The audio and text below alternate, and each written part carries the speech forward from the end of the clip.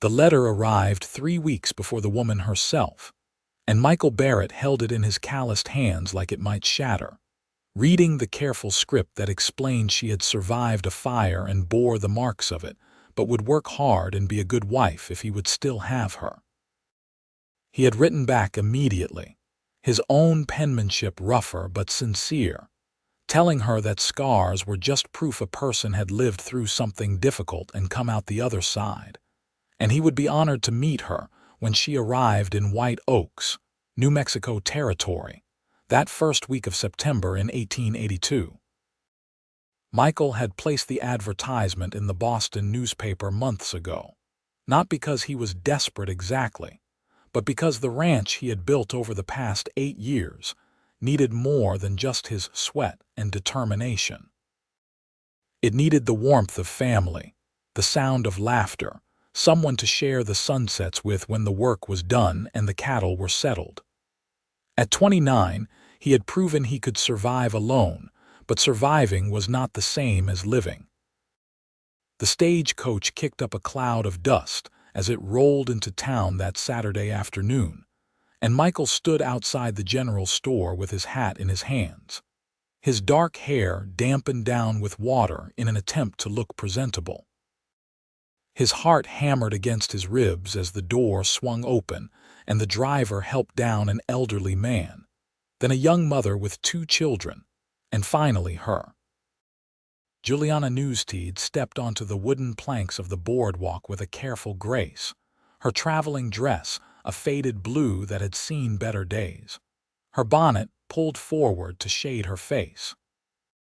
She carried a single worn carpetbag, and when she lifted her eyes to scan the small crowd gathered to watch the stage arrive, Michael saw that they were the color of spring grass, bright and wary in equal measure. He stepped forward, clearing his throat. "Miss Newstead, I am Michael Barrett." She turned to him fully then, and he watched as she reached up with trembling fingers to push back her bonnet. The afternoon sun fell across her face, and Michael understood why she had written that letter of warning. Scars traced across the left side of her face from her temple down to her jaw, the skin pulled tight and shiny in places, still pink in others where the healing was more recent. Her neck bore similar marks, disappearing beneath the collar of her dress. "Mr. Barrett."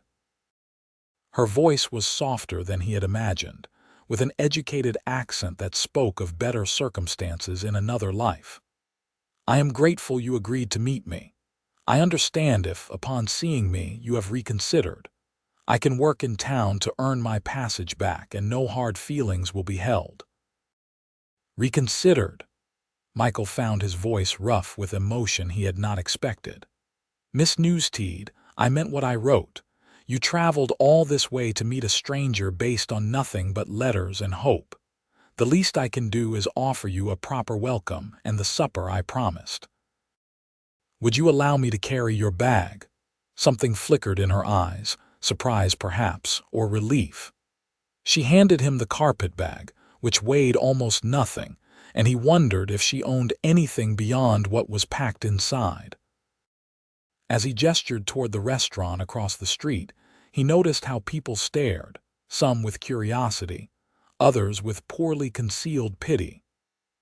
Juliana held her head high, but he saw the tension in her shoulders, the way her right hand clenched in the fabric of her skirt. The restaurant was run by a widow named Clara Patterson, who served simple but hearty fare and did not tolerate gossip or rudeness under her roof. She greeted them both with a warm smile that did not falter when she saw Juliana's face, and showed them to a table by the window where the light was good but not harsh. "I will bring you the roast beef with potatoes," Clara announced, "and fresh bread. You both look like you could use a decent meal." When they were alone, Michael set his hat on the empty chair beside him and looked at Juliana properly. Beyond the scars, he saw a woman with intelligent eyes and a mouth that looked like it had once smiled easily. Her hands, folded on the table, bore scars as well, crossing her fingers and disappearing up her sleeves. "Will you tell me about yourself?" he asked. "The letters only tell so much." Juliana took a careful breath. "I am 24 years old. I was raised in Boston, educated in a private school until I was 16. My father was a banker, my mother a homemaker. They both died of influenza 4 years ago, and I went to live with my uncle and his family. The fire happened 6 months ago. I was the only one who survived." The stark way she said it told Michael there was an ocean of grief beneath those simple facts. "I am sorry for your losses. Thank you." She looked down at her hands. "I pulled my young cousins from the fire, but the smoke had already taken them. I tried to go back for my aunt and uncle, but the roof collapsed. A neighbor pulled me away, or I would have died as well. Perhaps I should have." "No," Michael said firmly. "You survived for a reason, Miss Newstead." She met his eyes then, searching for something. "You do not find me hideous." "I find you brave," he replied honestly. "Those scars tell me you ran into a burning building trying to save your family. They tell me you are strong enough to survive something that would have broken most people. They tell me you have known real suffering and are still here, still trying. That is not hideous. That is remarkable." Her eyes filled with tears, though none fell. "Most people cannot look at me without flinching. Then most people are fools." Michael paused as Clara brought their food, giving him a moment to choose his next words carefully. "I will be honest with you, Miss Newstead. I am a rancher with 300 head of cattle and more work than one man can handle alone. My ranch is 10 miles from town, which means supplies come once a week if the weather holds. The house is solid but simple, 2 bedrooms and a main room with a kitchen at one end. I am not wealthy, but I am not poor either. I can provide for a wife and, God willing, children someday."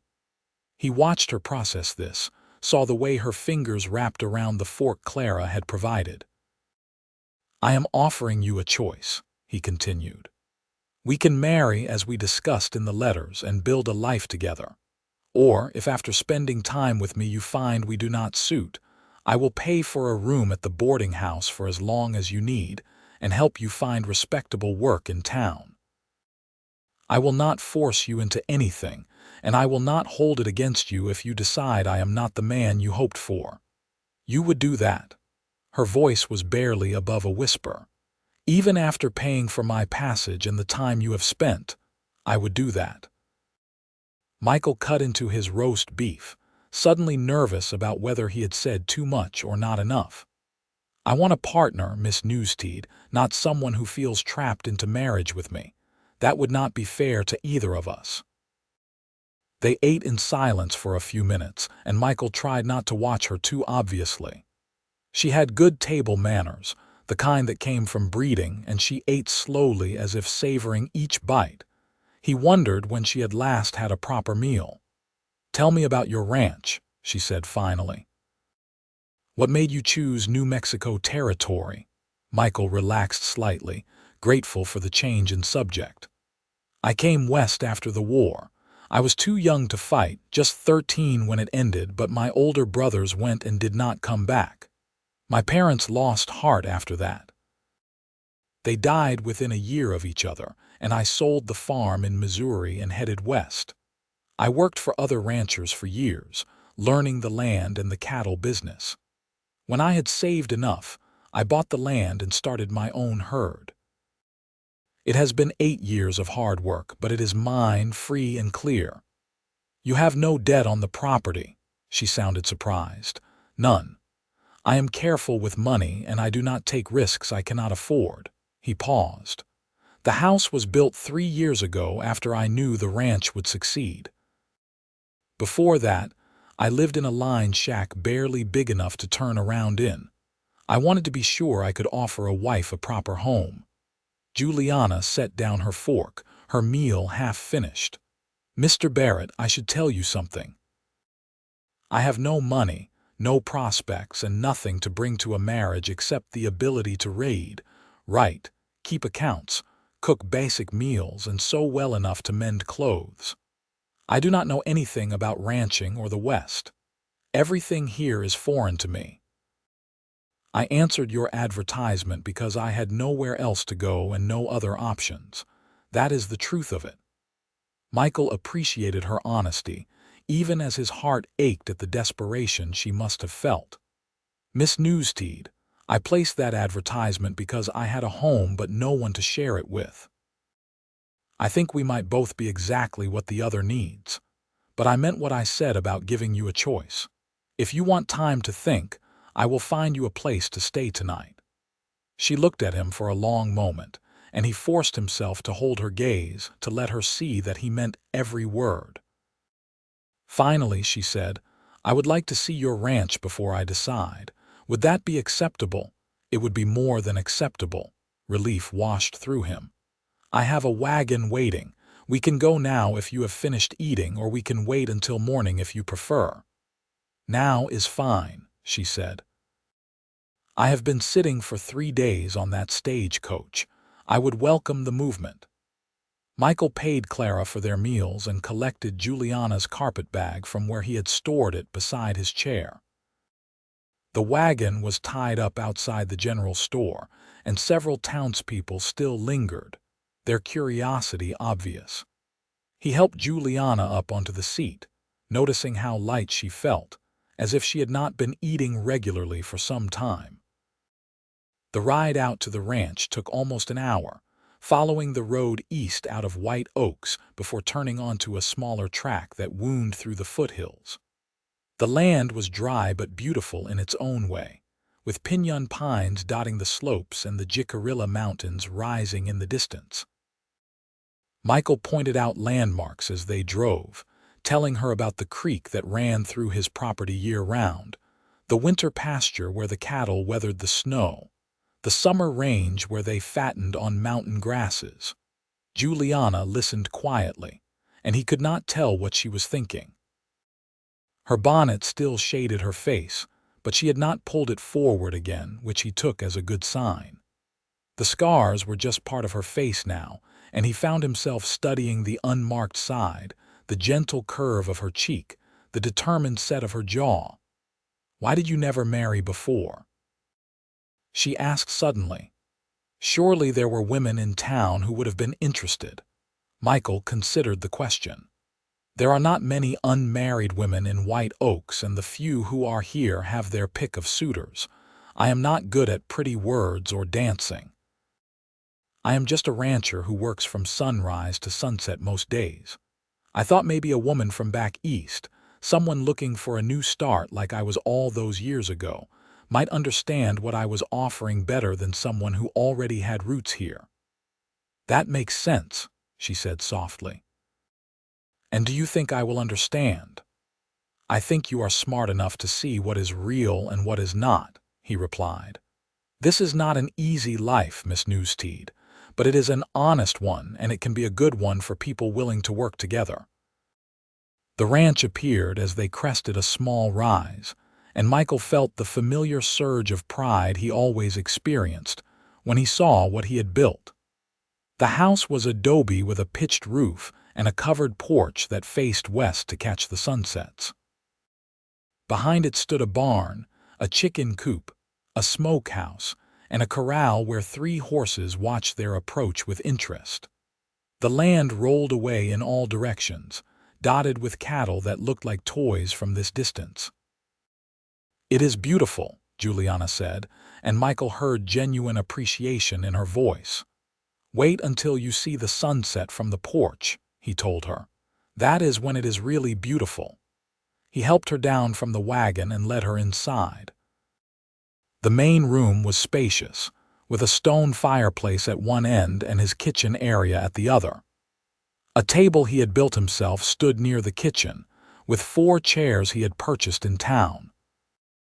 His furniture was sparse but solid, a sofa and 2 chairs near the fireplace, a bookshelf with perhaps 20 volumes. "The bedroom here is the larger one," he said, opening a door to show her a room with a double bed covered in a colorful quilt, a dresser, and a wardrobe. "If we marry, this would be yours until you felt comfortable sharing. The room I use now is smaller, but it suits me fine. Juliana walked into the bedroom slowly, running her scarred fingers over the quilt. You made provisions for me to have privacy. Like I said, I will not force anything. Michael stayed in the doorway, giving her space. Marriage is a partnership. That includes all aspects, but only when both people are willing. She turned to face him, and tears slid down her cheeks now, following the paths of the scars. No one has been kind to me since the fire. Not truly kind, the way you have been today. They have been pitying or horrified or falsely cheerful, but not kind. Michael crossed the room before he could think better of it and pulled a clean handkerchief from his pocket, offering it to her. Then they did not deserve your time. Here, dry your eyes. I want to show you the sunset, and it will be starting soon.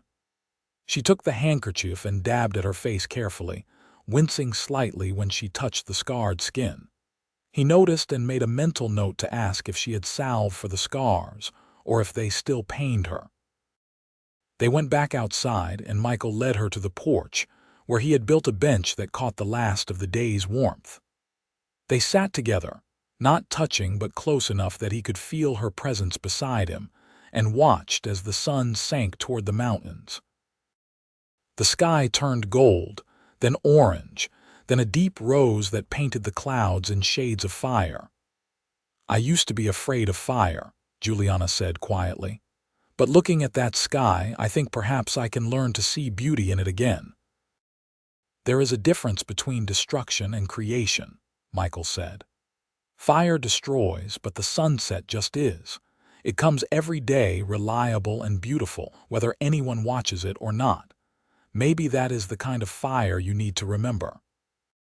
She looked at him then, really looked at him, and Michael felt the moment stretch between them like something physical. I would like to marry you, Mr. Barrett, she said. Not because I have no other choice, but because I think you might be the kindest man I have ever met, and I would be honored to be your wife. Michael's breath caught. You are certain?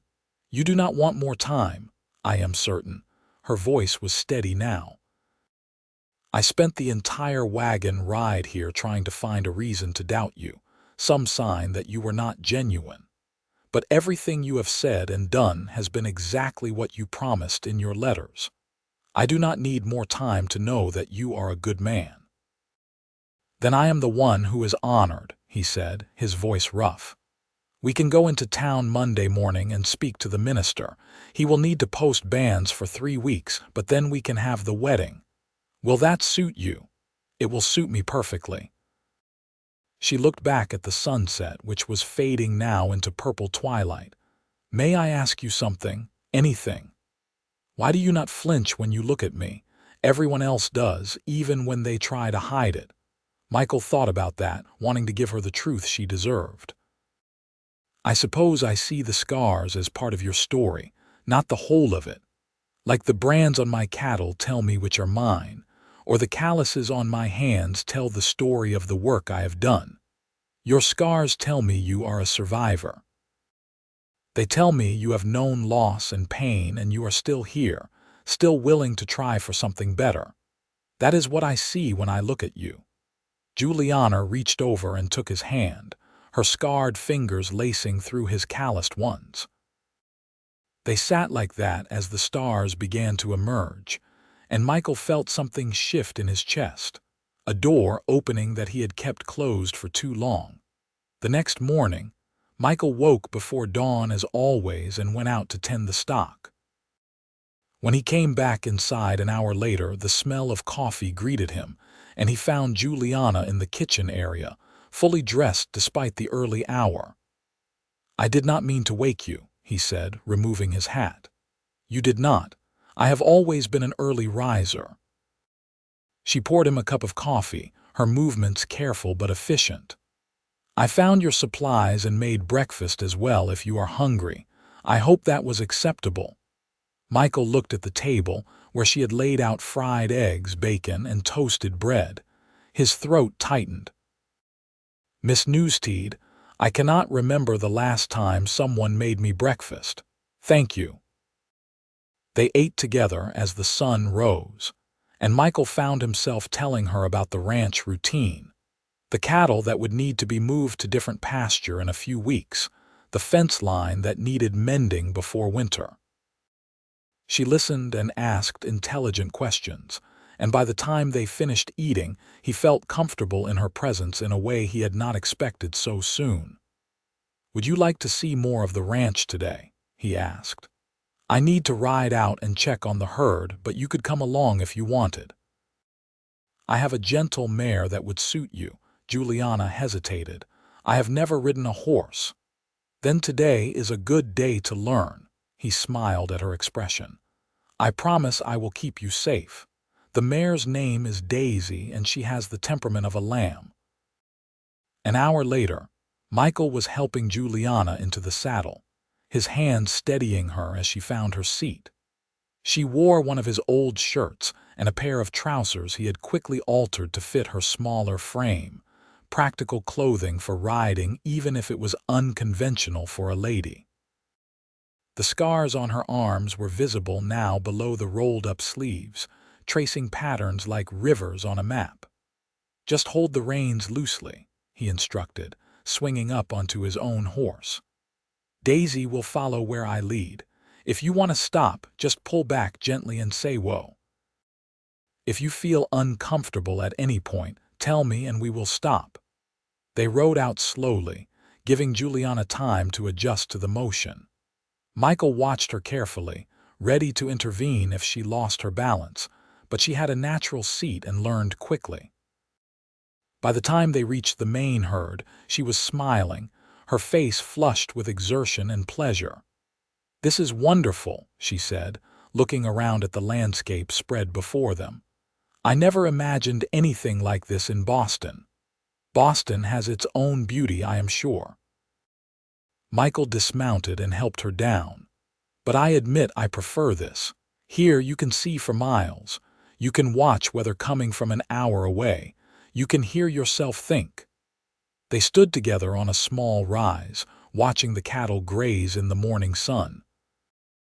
Michael pointed out different animals, explaining his breeding program and how he selected which calves to keep and which to sell. Juliana listened intently, and he could almost see her mind working, filing away information. "May I ask what happened to your hands?" he said, then immediately regretted it. "I apologize, that was too personal." "No, it is fine." Juliana looked down at her scarred hands. "I grabbed my young cousins from their beds. The door handles were already hot. Then I tried to beat out the flames on their nightclothes, but it was too late. The smoke had taken them before the fire did." Michael's chest ached at the matter-of-fact way she recounted such horror. "How old were they?" 5 and 7, Sarah and Emma, sweet girls who loved stories and dolls and following me around the house."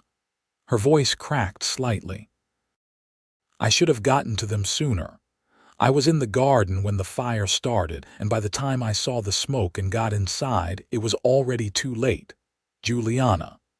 He used her first name without thinking, and she looked up at him in surprise. "I am sorry. I should not have presumed." "No, I like how it sounds when you say it." She took a shaky breath. "You believe me that I tried to save them. Of course I believe you. Why would you doubt that?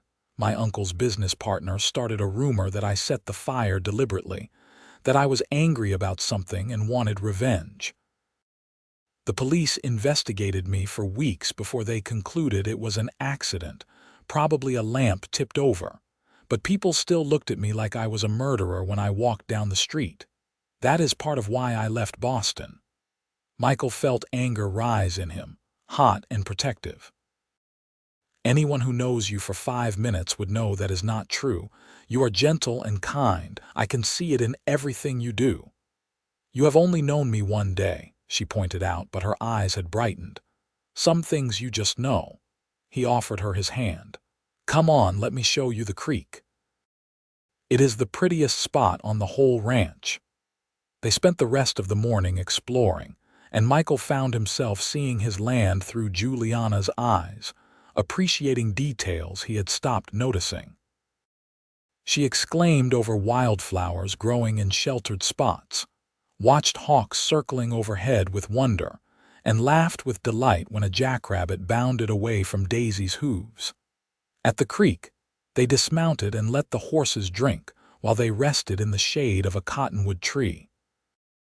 The water ran clear and cold over smooth stones, and Juliana knelt beside it, trailing her fingers in the current. "This would be a good place for children to play," she said softly. "When we have them, I mean, if we have them." Michael sat down beside her, his heart skipping. "Do you want children?" "I do. I always have." She kept her eyes on the water. "I was going to be a teacher before the fire. I love children, but I worry that they will be frightened of me or that other children will tease them for having a mother who looks like I do. Our children will be taught that scars are nothing to be ashamed of," Michael said firmly. "And if other children are cruel, we will deal with it together. But Juliana, look at me." She turned to face him, and he reached out slowly, giving her time to pull away. When she did not, he traced one of the scars on her face with a gentle finger, following it from her temple to her jawline. "This scar is beautiful because it is part of you," he said quietly. "This one tells me you turned your face toward the fire instead of away from it because you were trying to save someone. You did not run. You did not think of yourself first. That takes a kind of courage most people will never have." Tears streamed down her face again, but she did not look away. Michael traced another scar, this one on her neck. "This one is beautiful because you are still here. You survived something that could have killed you, and you are building a new life. That is not something to hide." He took her scarred hands in his, turning them over to see the worst of the damage. "These are beautiful because they show you are not afraid to do hard things, to sacrifice for others, to keep going even when it hurts. Juliana, you are beautiful, all of you. The scars do not change that. They just make you real." She let out a sob and leaned forward, pressing her face against his shoulder. Michael wrapped his arms around her carefully, holding her while she cried, his own eyes burning. He thought of all the pain she had carried alone, all the cruelty she had endured, and he silently vowed that she would never feel that way again as long as he drew breath. When she finally quieted, she pulled back and looked at him with reddened eyes. "How can you be so certain?" "We barely know each other." "I know enough," he said.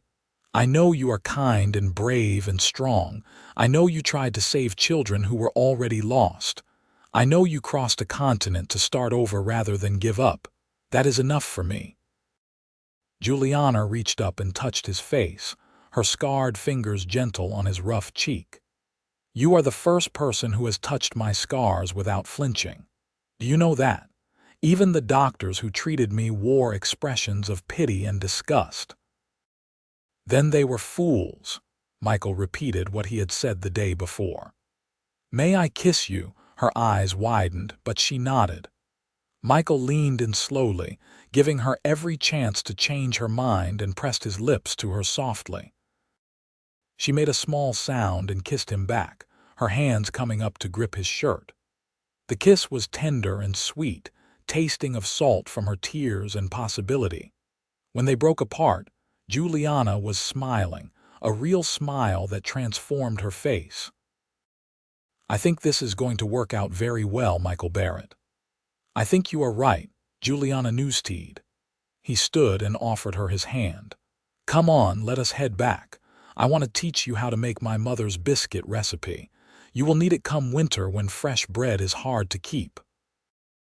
They rode back to the ranch companionably, and Michael spent the afternoon teaching her his kitchen, showing her where he kept supplies and how he organized things.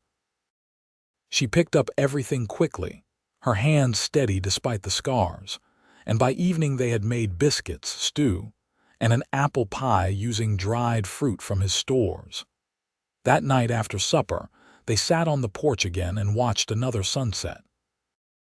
Michael found himself telling her about his family, his brothers who had died in the war, his parents who had loved them all fiercely. Juliana told him about her childhood in Boston, the parties she had attended before her parents died, the dreams she had once held.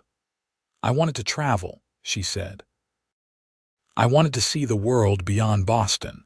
I suppose in a way I have done that now." "This is just one small corner of the world," Michael said, "but it is a good corner. And if you want to see more of it, we can take trips to Santa Fe or Albuquerque. Maybe even Denver someday if the ranch does well enough. I would like that." She leaned her head against his shoulder, a gesture of trust that made his heart clench. "Michael, thank you for being patient with me, for not pushing. There is no need to thank me for treating you with basic decency." He slipped his arm around her shoulders, holding her close as the stars emerged. "That is just how marriage should work." They went into town on Monday morning as planned, and Michael helped Juliana down from the wagon in front of the small church at the edge of White Oaks. The minister, Reverend Thomas Coleman, was a kind man in his 50s who had married and buried half the town. "Michael Barrett," he greeted them warmly, "and this must be the young lady I heard arrived on Saturday's stage. Welcome to White Oaks, miss." "This is Juliana Newstead," Michael said. "We would like to be married, Reverend Coleman." "Wonderful, wonderful." The Reverend gestured them inside. "Let us discuss the particulars. Come, sit down." They spent an hour with Reverend Coleman, answering his questions and discussing their plans. He seemed satisfied that they were both entering the marriage willingly and with clear minds, though he did raise an eyebrow at the short courtship. "I will post the band starting this Sunday," he said finally. "That means you can marry on October 1st, 3 weeks from now. Does that suit you both?" "It suits us fine," Michael confirmed, glancing at Juliana, who nodded. After leaving the church, they walked to the general store, where Michael introduced Juliana to Henry and Martha Curtis, the proprietors. Martha took an immediate liking to Juliana, asking her questions about her journey west and complimenting her practical traveling dress. "You will need more clothes suited to the climate here," Martha said, her eyes kind despite taking in Juliana's scars without comment. "Let me show you what we have. Michael, you go look at the hardware section. This is ladies' business." Michael retreated gratefully, letting Martha take over. He browsed the tools and supplies, making a mental list of what he would need for winter, and tried not to think about how much this visit was going to cost.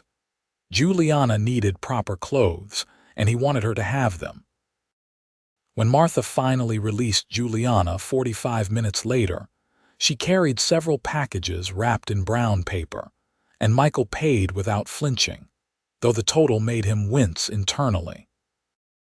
Martha seemed to understand because she leaned over the counter and said quietly, "I gave you my best prices, Michael. That girl needs proper things, and you are doing right by her." "Thank you, Martha." He meant it sincerely.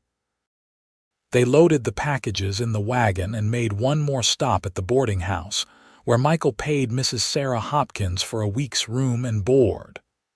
"What is this for?" Juliana asked, confused. "For you," Michael explained. "I know I said you could stay at the ranch, but I want to do this properly. You will stay here in town until the wedding. It is only 3 weeks, and it will make things more respectable. I will come to town every few days to see you, and you can get to know the townspeople." "Michael, you do not have to do this." "I want to." He took her hands in his. "Please, let me do this right." Juliana smiled and squeezed his fingers. "Very well, but you will visit often." "Every chance I get," he promised, Mrs. Hopkins showed Juliana to a pleasant room on the 2nd floor, and Michael brought up her packages. When they were alone for a moment, he pulled her close and kissed her forehead. "I will be back Wednesday," he said. "If you need anything before then, send word with someone heading out my direction." "I will be fine." She looked up at him. "Thank you for everything, Michael. I know this must be expensive. You are worth it." He meant it with every fiber of his being. "I will see you Wednesday." The 3 weeks until the wedding passed in a blur of activity. Michael visited town as often as his ranch work allowed, and each time he saw Juliana, she seemed more settled, more comfortable in her new surroundings. Martha Curtis had taken her under her wing, introducing her to the other women in town and helping her sew a simple but pretty wedding dress from white muslin. Juliana visited the ranch twice more before the wedding, learning more about the animals and the land. She met Michael's 3 horses properly: his gelding Scout, the mare Daisy, and an older horse named Jasper who was semi-retired. She collected eggs from the chickens and laughed when one of the hens pecked at her skirt, thinking the fabric was food. Michael taught her to shoot his rifle, patient as she learned to sight down the barrel and squeeze the trigger gently. She was not a natural shot, but she was determined, and by the end of the afternoon she could hit a target at 20 yards more often than not. "Why do I need to learn this?" she asked, lowering the rifle. "Because I will not always be close by when you need me," he said seriously. "If something happens, a wild animal or worse, I want to know you can protect yourself. Out here, knowing how to shoot is not optional." She nodded, understanding, and they practiced until her shoulder was sore from the kick. On his visits to town, Michael learned more about Juliana's past. She told him about her education, how she had been one of the top students in her class, how she had loved literature and history. She told him about her parents' sudden illness, how they had died within days of each other, leaving her orphaned at 20. She told him about her uncle, who had taken her in not out of love but out of obligation, and how she had worked as an unpaid governess for her cousins to earn her keep. "He was not cruel exactly," she said one evening as they sat together on a bench outside the boarding house. "Just cold. He did not want another mouth to feed, but his wife insisted. I tried to make myself useful to earn my place." "You should not have had to earn your place," Michael said, anger simmering that anyone had made her feel that way. "You were family. I was an inconvenience." She looked down at her hands. "When the fire happened and his children died, he blamed me. In his grief, he needed someone to blame, and I was there. The rumor he spread about me setting the fire deliberately, that was him trying to make sense of senseless tragedy. That does not make it right. No, but I understand it. He lost everything. His wife, his children, his home, his business records that were stored in the house. He has nothing left, and blaming me was easier than accepting it was just a terrible accident." Michael pulled her close, marveling at her capacity for forgiveness. "You have a generous heart." "I just have perspective. Grief makes people say things they do not mean. I chose to leave rather than fight him on it, but I do not hate him. I pity him." The wedding day arrived with clear skies and a crispness in the air that promised fall was coming. Michael wore his best suit, purchased years ago for occasions exactly like this, and arrived at the church an hour early because he could not bear to wait at the ranch. Reverend Coleman found him pacing in the small sanctuary and laughed. "Son, she will be here." No bride has ever left Michael Barrett standing at the altar, and I do not expect Juliana Newstead will be the first. I know. I just want everything to be perfect for her. It will be perfect because you will be married at the end of it. That is what matters. The church filled slowly with townspeople who had come to see the wedding. Michael was surprised by how many showed up, people he knew only casually but who apparently wanted to witness the occasion. Martha Curtis beamed at him from the front row, and even Henry had put on a tie for the event. Then the door at the back opened, and Juliana appeared, and Michael forgot how to breathe. She wore the white muslin dress Martha had helped her make, simple but elegant, with long sleeves that covered most of her scars and a high neck that showed only the marks on her face. Her hair was pulled back in a style that framed her features, and she carried a small bouquet of wildflowers someone had picked that morning. She was the most beautiful thing Michael had ever seen. Martha walked beside her since Juliana had no family to give her away, and when they reached the front of the church, Martha squeezed Juliana's hand and took her seat. Michael stepped forward and offered Juliana his arm, and she took it with a smile that lit up her entire face. Reverend Coleman performed the ceremony with warmth and humor, speaking about the bonds of marriage and the importance of partnership. When he asked Michael to repeat his vows, Michael looked into Juliana's eyes and spoke from his heart. I, Michael Barrett, take you, Juliana Newstead, to be my wife. I promise to love you, honor you, and protect you all the days of my life. I promise to be your partner in all things, to listen when you speak, and to build a life with you that we can both be proud of. I see you, all of you, and I choose you freely and completely. Juliana's eyes filled with tears as she repeated her own vows, her voice steady despite the emotion. I, Juliana Newstead, take you, Michael Barrett, to be my husband. I promise to love you, honor you, and stand beside you through whatever comes. I promise to be your partner, to build a home with you, and to treasure the life we will create together. You have shown me kindness when the world showed me cruelty, and I will spend my life being worthy of that gift. When Reverend Coleman pronounced them husband and wife, Michael cupped Juliana's scarred face in his hands and kissed her gently, sealing their vows before God and the assembled witnesses. The church erupted in applause, and Martha Curtis was not the only one dabbing at her eyes. The reception was held at the restaurant, with Clara Patterson providing a feast she had spent days preparing. There was roast chicken, fresh bread, vegetables from the last of the summer harvest, and 3 kinds of pie. Someone produced a fiddle, and dancing broke out in the street as the afternoon wore on. Michael danced with his wife, holding her close as they swayed to music that was more enthusiastic than skillful. Juliana laughed with pure joy, her face flushed and happy, and Michael thought his heart might burst from the fullness of it. Are you happy? He asked, needing to hear her say it. Happier than I have been in years, she replied. Thank you, Michael, for all of this. For seeing me when everyone else only saw my scars. I will spend every day of our marriage making sure you know how much I value you, he promised. That is my vow to you, beyond what I said in the church. They left the celebration as the sun began to set, riding together in the wagon back to the ranch that was now officially their home. Michael had cleaned the house thoroughly, put fresh linens on the bed in the main bedroom, and picked wildflowers that now sat in a jar on the table. Juliana walked through the house slowly, running her hands over surfaces, opening cabinets to see where everything was stored. She had visited before, but this was different. This was hers now, not just his.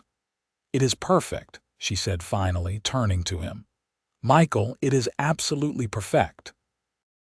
He closed the distance between them and took her in his arms, kissing her with all the love and promise he had been holding back during their courtship. She kissed him back just as passionately, her scarred hands tangling in his hair, and when they finally broke apart, they were both breathless. Are you nervous? He asked softly. A little, she admitted. But I trust you. I want this, Michael. I want you. He took her hand and led her to the bedroom, closing the door behind them. What passed between them that night was tender and sweet, Michael taking his time to show her with actions what he had struggled to express in words.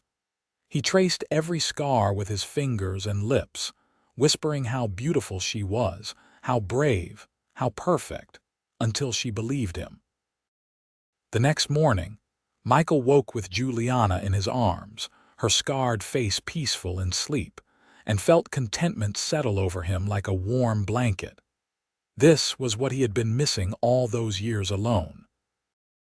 Not just a partner for the work, but someone to share the quiet moments with, someone who understood what it meant to build something lasting. Juliana stirred and opened her eyes, smiling when she saw him watching her. "Good morning, husband." "Good morning, wife." He kissed her forehead. "How did you sleep?" "Better than I have in months," she stretched, wincing slightly. "Though I will admit I am a bit sore." Michael felt his face heat. "I am sorry I tried to be gentle. You were perfect," she assured him, laughing at his embarrassment. "I meant sore from all the dancing yesterday and then riding in the wagon." "Michael Barrett, you are adorable when you blush." He hid his face in her neck, making her laugh harder, and they lay together in the morning light, learning the contours of this new phase of their relationship. The days settled into a comfortable rhythm as fall deepened into winter. Juliana proved to be a quick learner, picking up the skills necessary for ranch life with determination. She learned to milk the cow Michael purchased in November, though the animal intimidated her at first. She learned to preserve meat in the smokehouse and make jerky that would last through the winter. She learned to read the weather, understanding when clouds on the horizon meant snow was coming. Michael taught her to ride properly, and by December, she could handle Daisy confidently enough to ride into town alone if needed. She took over the household accounts, her neat handwriting and mathematical skills making order out of his rough record-keeping. She made the house a home, sewing curtains for the windows, braiding rugs for the floors, and filling the rooms with small touches that spoke of care and permanence. In January, she told him she was pregnant. They were sitting by the fire after supper, Michael mending a bridle while Juliana worked on a quilt, when she set down her needle and said, "I need to tell you something." Michael looked up, concerned by her tone. "What is it? Are you unwell?" "No, I am very well." She smiled, but he could see nervousness in her eyes. "Michael, I am going to have a baby, in late summer, I think, August or early September." The bridle fell from his hands. "A baby, we are going to have a baby." "Yes." She watched his face anxiously. "Are you pleased?" Michael was across the room in 3 strides, pulling her into his arms and spinning her around. "Pleased? Juliana, I am thrilled. A baby, our baby," she laughed, holding on to him. "Careful, you will make me dizzy." He set her down gently, immediately concerned. "Are you feeling well? Do you need anything? Should you be sewing? Maybe you should rest more." "I am fine. I am barely 2 months along. The sickness in the mornings has been difficult, but Martha told me that is normal and should pass soon." She cupped his face in her scarred hands. "Are you truly happy?" "I am truly happy." He kissed her softly. "We are going to be parents, Juliana. What could be better than that?" The pregnancy progressed normally, though Michael fussed over Juliana more than she thought necessary. He insisted she avoid heavy lifting, ride Daisy only when the weather was perfect, and rest every afternoon. She tolerated his concern with good humor, understanding it came from love. In March, they went to Santa Fe for a week, staying in a hotel and exploring the city. Juliana was enchanted by the mix of cultures, the beautiful architecture, the bustling plaza. They purchased supplies for the baby, tiny clothes and soft blankets, and Michael commissioned a cradle from a furniture maker they met. "It will be ready in May," the craftsman promised. "I will have someone deliver it to White Oaks for you." They returned to the ranch refreshed, and Michael threw himself into preparing for the baby's arrival. He built a changing table for the bedroom and installed better windows to keep out drafts. He expanded the chicken coop so they would have more eggs and purchased 2 more cows to ensure plenty of milk. Juliana watched his preparations with amusement and love. "You do realize the baby will not need all of this immediately." "I want to be ready," he said, hammering a final nail into the changing table. "I do not want you worrying about anything except taking care of yourself and the little one." In May, Martha Curtis organized a gathering for Juliana, inviting the women of White Oaks to bring gifts and advice. Juliana was overwhelmed by the generosity, receiving blankets, tiny clothes, wooden toys, and more wisdom about childbirth and babies than she had ever imagined existed. "You have good friends here," she told Michael that night. "I never expected to feel so welcome." "People can see what a good person you are," he said, his hand resting on her swollen belly, "and they are excited to meet this little one." The baby moved under his hand and Michael grinned. "Did you feel that strong kick?" "I feel every kick," Juliana said dryly. "This child is active." As summer arrived, Michael made sure he stayed close to the ranch, unwilling to be far from Juliana as her time drew near. In late August, on a hot afternoon when the air felt thick enough to cut, her labor began. Michael rode into town at a gallop, returning with Martha Curtis and Doc Henderson within 2 hours. The labor was long and difficult, lasting through the night and into the next morning. Michael paced outside the bedroom, his stomach in knots every time he heard Juliana cry out.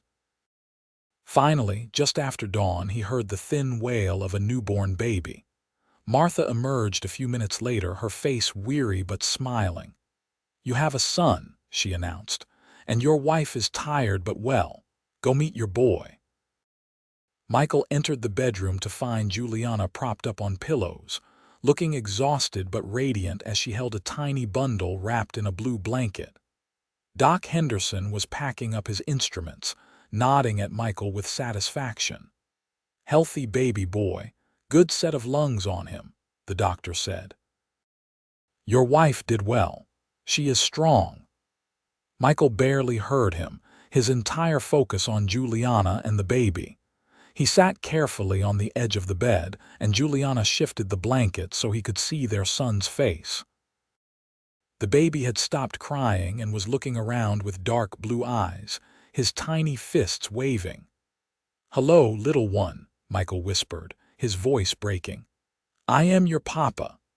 Juliana placed the baby in his arms, and Michael held his son for the first time, marveling at how small and perfect he was. "What should we name him?" "I was thinking Thomas," Juliana said softly. "After your father, Thomas Michael Barrett. Thomas." Michael tested the name and felt it settle right in his heart. It is perfect. He looked at his wife, this incredible woman who had given him everything. "Thank you. Thank you for him, for choosing me, for building this life with me." "Thank you for showing me what love really looks like," she replied, tears sliding down her scarred cheeks. "I never thought I would have this, Michael. A husband who loves me, a baby, a home. You gave me all of it." "We gave it to each other," he corrected, leaning over to kiss her gently, mindful of the baby between them. "And this is just the beginning." Doc Henderson and Martha left after ensuring both mother and baby were settled, promising to return in a few days to check on them. Michael spent the day hovering, bringing Juliana anything she needed, staring at Thomas in wonder, and trying to absorb the reality that he was now a father. That night, with Juliana sleeping and the baby in his cradle beside the bed, Michael sat in the rocking chair he had built and watched over his family.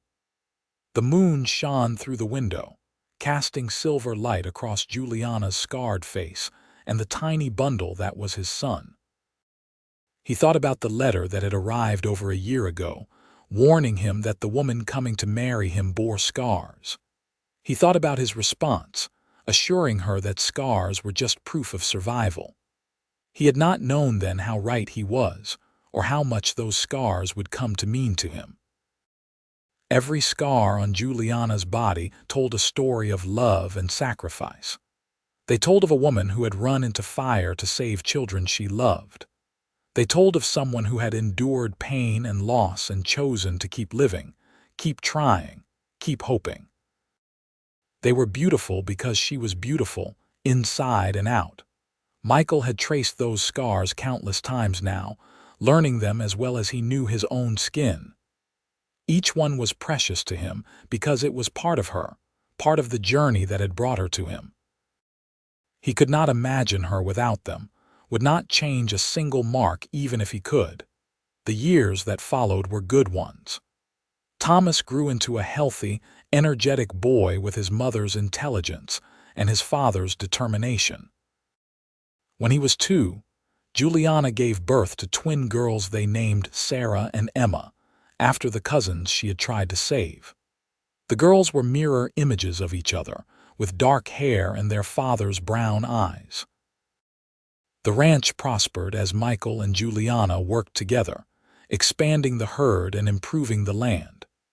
They built a larger barn and a proper bunkhouse for the 2 ranch hands Michael eventually hired to help with the increased work.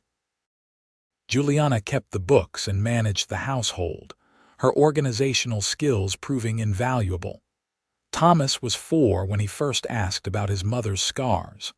They were in the kitchen, and Juliana was making bread, her sleeves rolled up to expose the marks on her arms.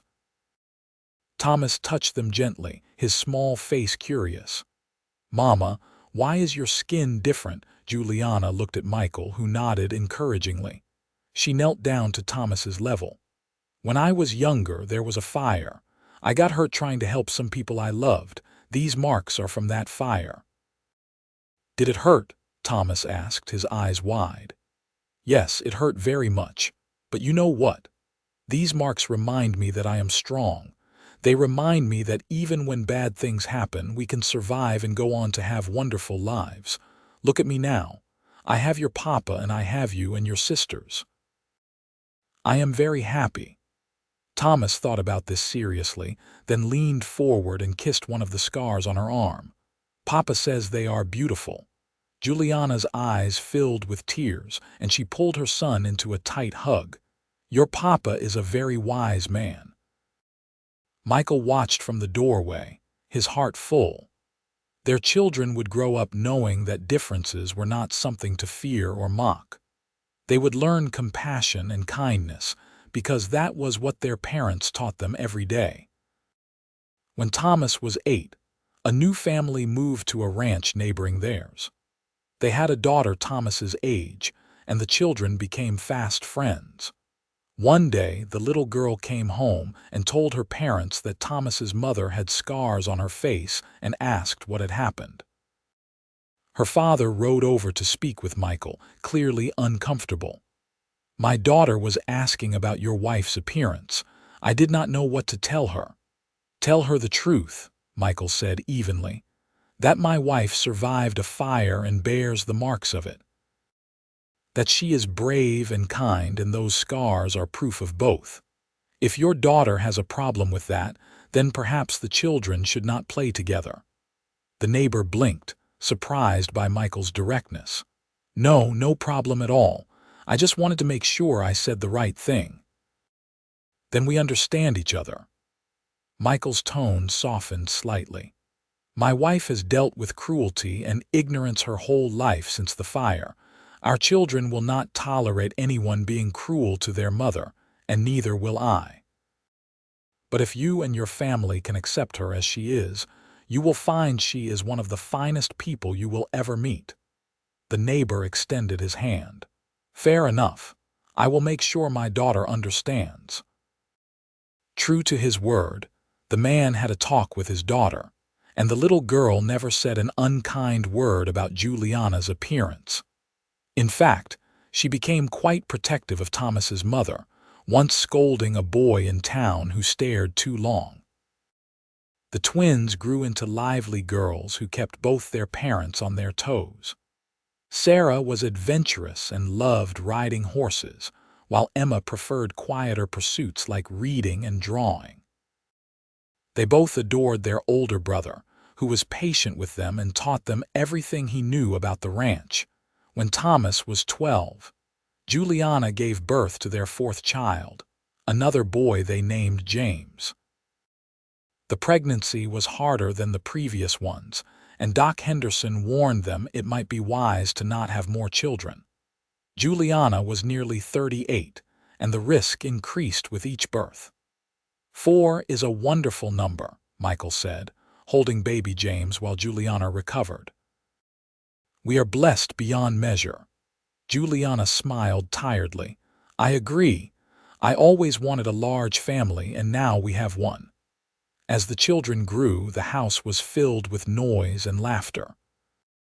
There were arguments over chores and who got to ride which horse, triumphs when Thomas won a blue ribbon at the county fair for his calf, tears when Emma broke her arm falling from a tree.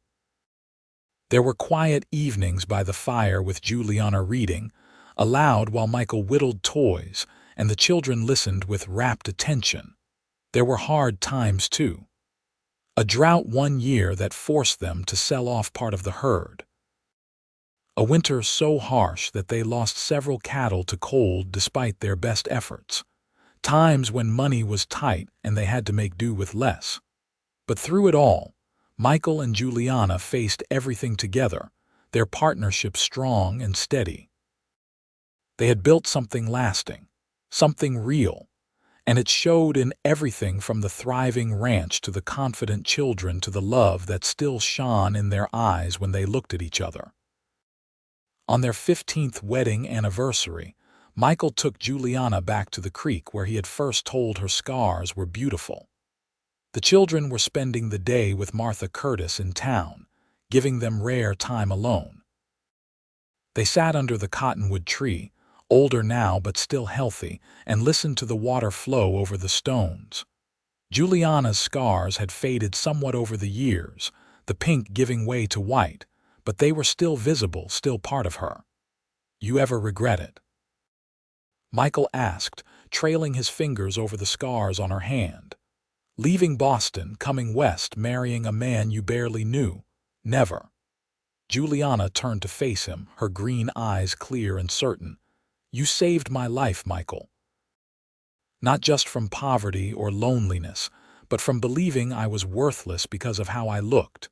You taught me that I was beautiful, scars and all. You gave me a home and a family and a purpose. How could I ever regret that? You saved mine too," he said seriously. "I was just existing before you came. Working, surviving, but not really living. You taught me what it meant to love someone completely, to be a partner and a father. You made my house a home. You made my life worth living." She kissed him, soft and sweet, the way she had that first time by this creek 15 years ago. "We saved each other. That is what love does." They sat together in companionable silence, hands linked, watching the sunlight dance on the water. Michael thought about the journey that had brought them to this moment. All the choices and chances that had led to the letter arriving in his mailbox over 15 years ago. He thought about the scared woman who had stepped off the stagecoach, so certain she would be rejected. He thought about the courage it had taken for her to travel across a continent to meet a stranger, to risk her heart one more time after it had been so badly broken. He thought about tracing her scars that day and meaning every word when he called them beautiful. He thought about their wedding, their children being born, the life they had built together piece by careful piece.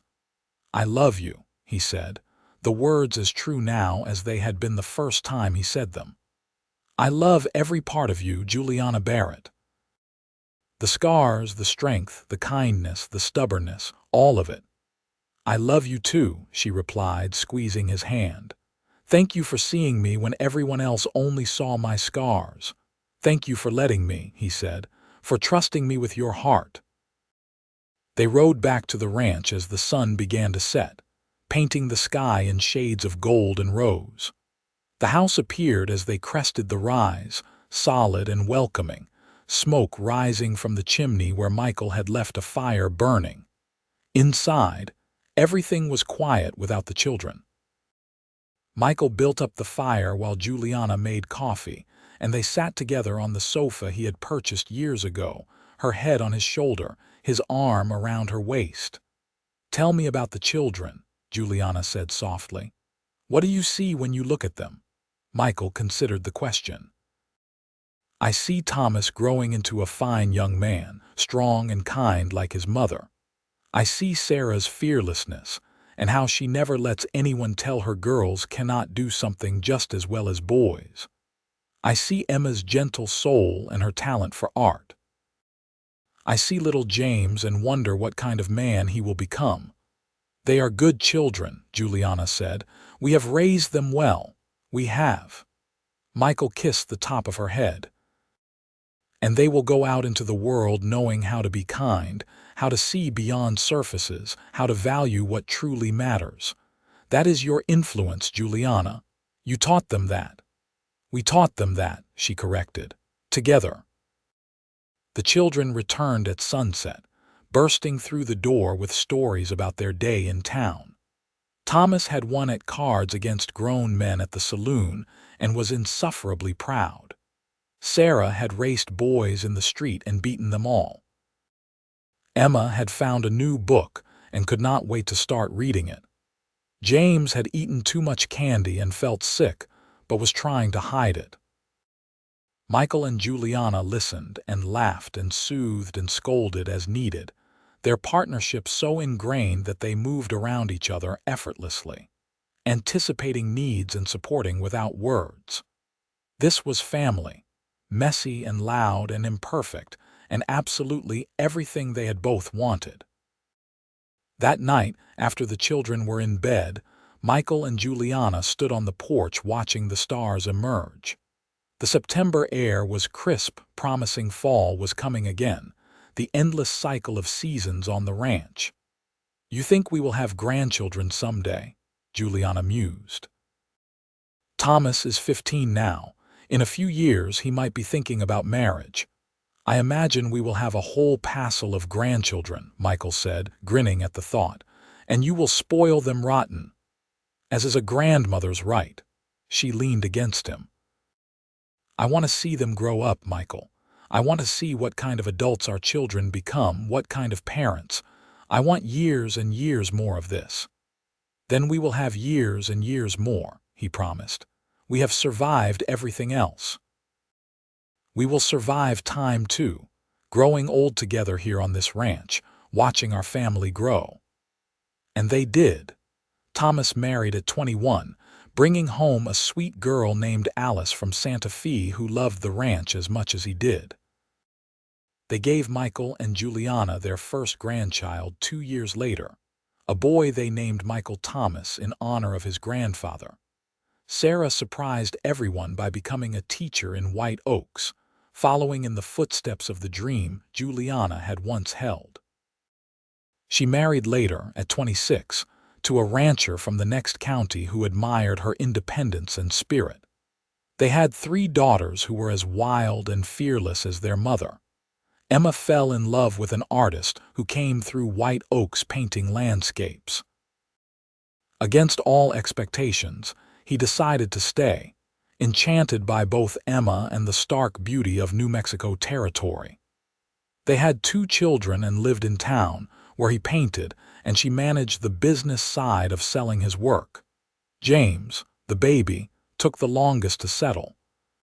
He tried his hand at various trades before finally deciding to expand the Barrett Ranch, working alongside his father and older brother to make it one of the largest operations in the territory. Michael and Juliana watched it all unfold with pride and joy. They grew older together, gray creeping into their hair, lines deepening on their faces. Juliana's scars became just another part of her aging, no more remarkable than Michael's weathered skin or the calluses that never quite left his hands. Their love deepened with the years, the passion of youth maturing into something steadier but no less powerful. They knew each other completely, could communicate with just a look, finished each other's sentences. They argued occasionally, but never with real anger, and they always talked through problems rather than letting them fester. On their 30th wedding anniversary, their children and grandchildren gathered at the ranch for a celebration. The house overflowed with family, 3 generations of Barretts crowding around the table Michael had built with his own hands all those years ago. Thomas stood to make a toast, raising his glass. To my parents, who taught us what real love looks like, who showed us that strength comes in many forms, that kindness matters more than appearances, and that family is built on partnership and respect. Happy anniversary, Mama and Papa. May you have many more years together. Everyone drank to that, and Michael looked at Juliana, his wife of 30 years, the mother of his children, his partner in everything. She smiled at him, the scars on her face crinkling with the expression, and he thought she had never been more beautiful. Speech, Papa. Sarah called out, and the others took up the chant. Michael stood, his hand on Juliana's shoulder. I am not good with words like some, but I will try. 30 years ago, I placed an advertisement for a wife because I was lonely and wanted a partner. What I got was so much more than that. I got a woman who taught me about courage and resilience. I got a wife who made my house a home and my life worth living. I got the mother of my children, all of whom make me proud every single day. He looked down at Juliana, emotion thick in his throat. I got a love story that started with letters and a stagecoach and has grown into all of this. Every day with you has been a gift, Juliana. Thank you for taking a chance on a cowboy rancher you had never met. Thank you for trusting me with your heart. Thank you for 30 years of love and laughter and building this life together. Juliana stood and wrapped her arms around him, and everyone cheered. The party continued late into the night, with music and dancing and stories told around the fire. Michael held his wife close and watched their family celebrate, and felt a contentment so complete, it was almost overwhelming. This was what he had dreamed of when he first came west all those years ago. This sense of belonging, of purpose, of having built something that would outlast him. The ranch would go on, passed down through generations. The love he and Juliana shared would echo through their children and grandchildren, shaping how they loved their own spouses and children. Michael and Juliana lived to see their oldest grandchild marry and have children of their own, making them great-grandparents. They lived to see New Mexico become a state in 1912, a moment of celebration for the territory they had called home for so long. They lived to see automobiles and telephones come to White Oaks, marveling at how the world was changing through it all. They remained devoted to each other, their love a constant in a changing world. Michael still traced Juliana's scars sometimes, in quiet moments, still told her they were beautiful. Juliana still looked at him with wonder, still felt grateful for the kindness he had shown her that first day in White Oaks when he refused to flinch at her appearance. When Michael died at 76, it was peacefully in his sleep, Juliana beside him as she had been for almost 50 years. His last words to her were, "I love you, I will wait for you."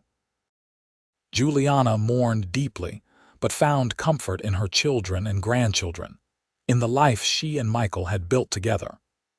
She lived 3 more years, spending her time telling stories to the great-grandchildren, passing down the history of the family, making sure they knew where they came from.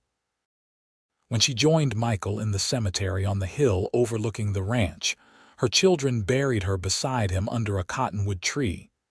The headstone reads simple and true, Michael and Juliana Barrett, partners, beloved. And on summer days, when the sun was warm and the wind carried the scent of sage, people said you could still feel their love in that place, enduring and strong, a testament to 2 people who had taken a chance on each other and built something beautiful that would last long after they were gone. The scars that had once defined her became part of a larger story, one of love and redemption, of finding home in the most unexpected places, of 2 souls who had saved each other and created a legacy that would span generations. Their great-great-grandchildren still work the ranch today, and when they gather for family reunions, they tell the story of how it all began. They tell about a mail-order bride who was covered in scars, and a cowboy who traced each one and called them beautiful, and how from that simple beginning came a love that changed everything.